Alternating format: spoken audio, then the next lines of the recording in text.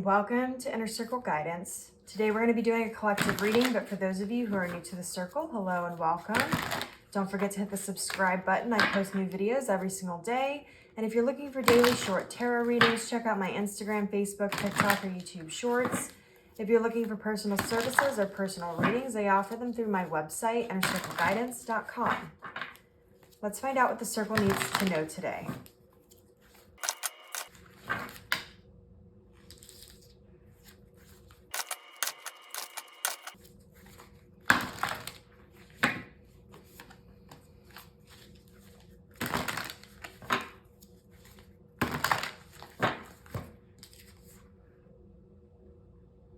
Interesting.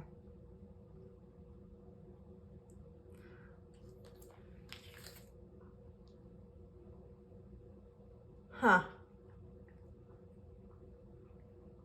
Okay, so I'm sorry, I'm just a little baffled. So, because these are the same cards as yesterday. Well, some of them anyway. So we have the Six of Cups. We have the Eight of Swords. We have the Queen of Pentacles. We have the Three of Cups. We have the Star. King of Cups on the bottom of the deck here. I'm going to take a few more cards because I just want to make sure that this reading is going where I think it's going and not in a different direction.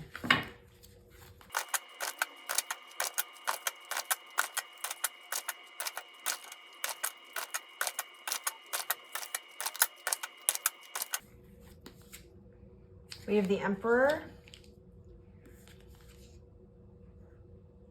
We have the Eight of Cups. We have the Chariot. We have the Knight of Cups. Judgment. The Hierophant on the bottom of the deck here.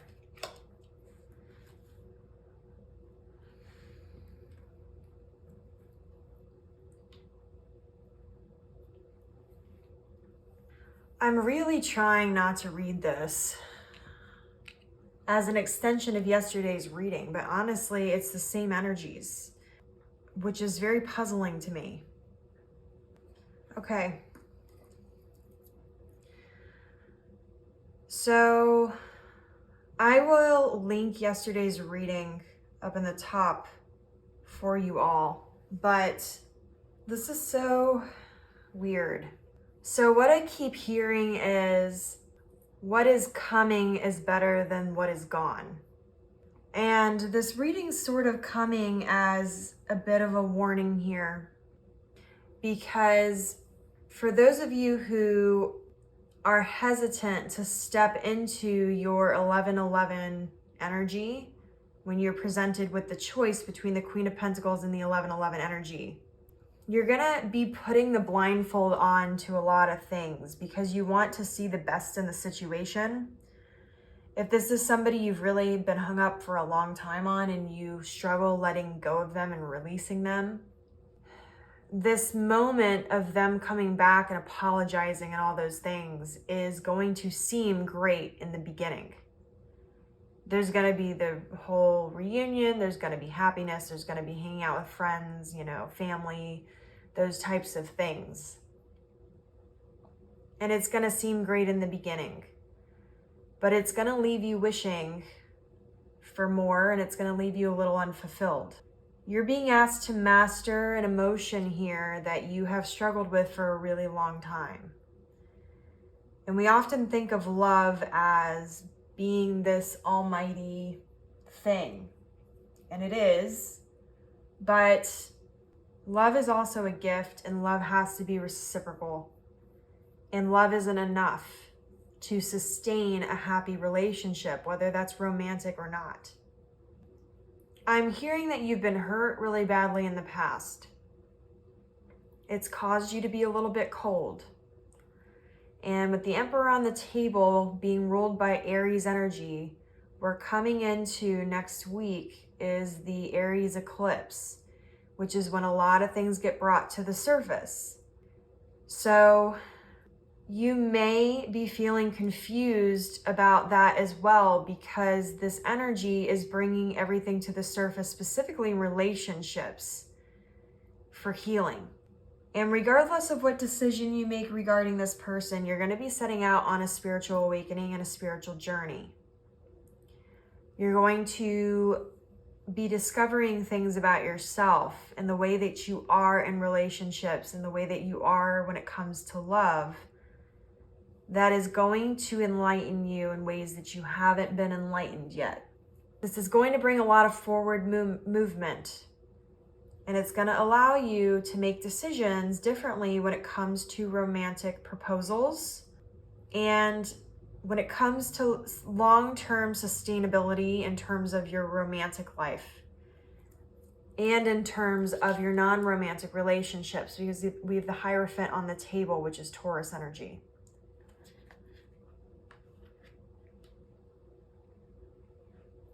The reason why this is so difficult of a test and why this is such a hard decision is because we've talked about this before, of how the Emperor and the King of Cups rule their kingdoms very differently. The Emperor is very non-emotional. The King of Cups has mastered his emotions, and even though things are chaotic and crazy, he's able to make decisions that are balanced between logic and emotion, between masculine and feminine energy, and have that more even approach and balanced approach. You have a tendency, I'm hearing, especially when it comes to relationships, where you feel very strongly or have feelings of love for someone. You have a tendency to fall into this idea that everything has to be one way or the other way, and there's no in between. That's not benefiting you or serving you. The universe is asking you right now to learn how to balance that energy, and that's why this keeps getting sent back to you.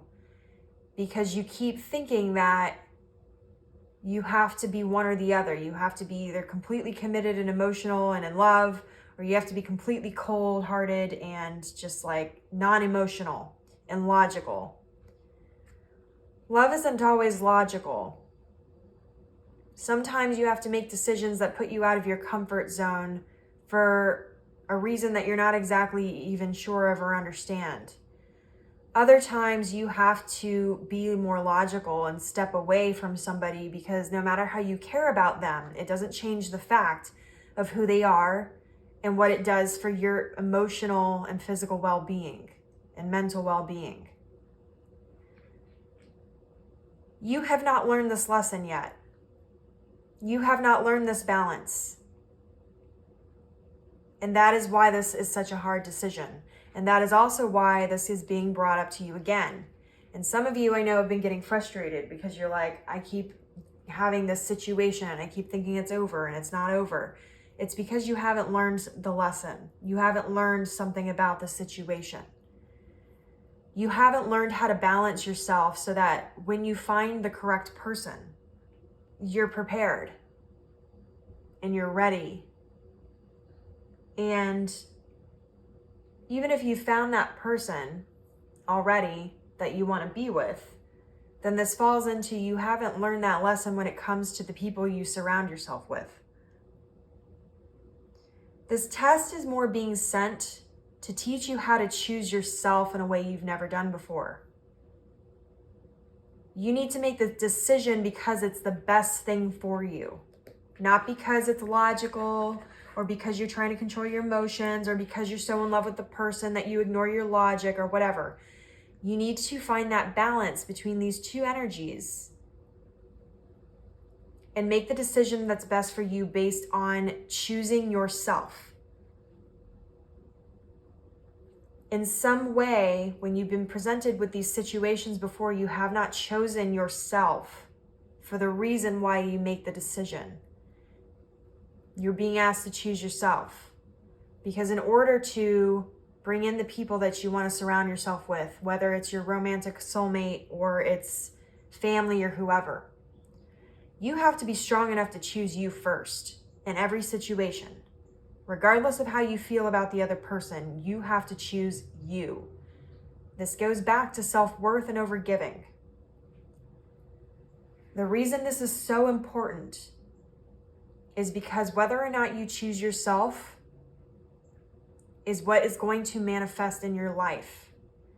If you are not choosing yourself in your emotional and mental and physical well-being, you cannot have your 10 of Pentacles, because that energy, that level of abundance does not align with somebody who cannot draw boundaries for themselves, who cannot find that balance between the masculine and feminine sides, the logical and emotional sides, loving somebody and knowing what's best for yourself.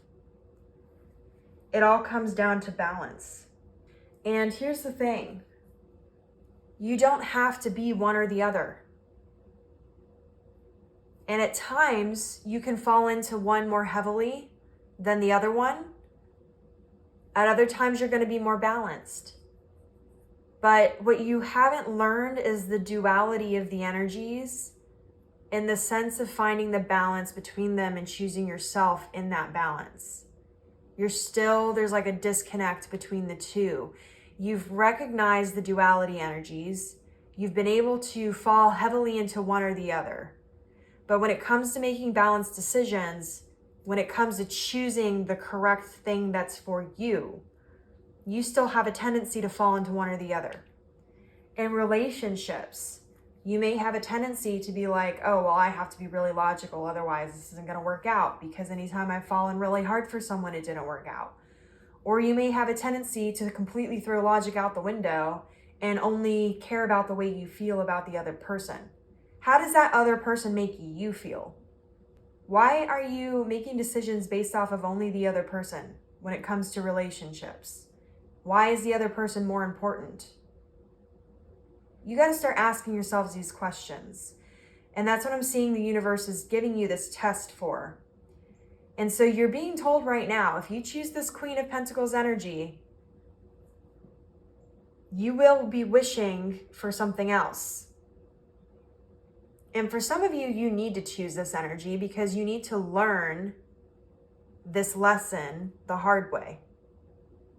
For others of you, this is coming as a warning of, listen, you're focusing on the wrong things. And yesterday, when I gave this reading, you didn't quite get it. And you're still focusing on the wrong things. So, again, this is very specific. I'm sorry to those of you who, like, these last two readings are not in alignment with you at all. But, you know, we are all part of the circle, so we can help each other. So, if anything, if this reading does not resonate with you, but you have some advice that you can share to other members in the circle, I highly recommend you do that. For those of you who are going through this situation, you really need to take some time for yourself, okay? You really need to make that a priority and make yourself a priority in this situation.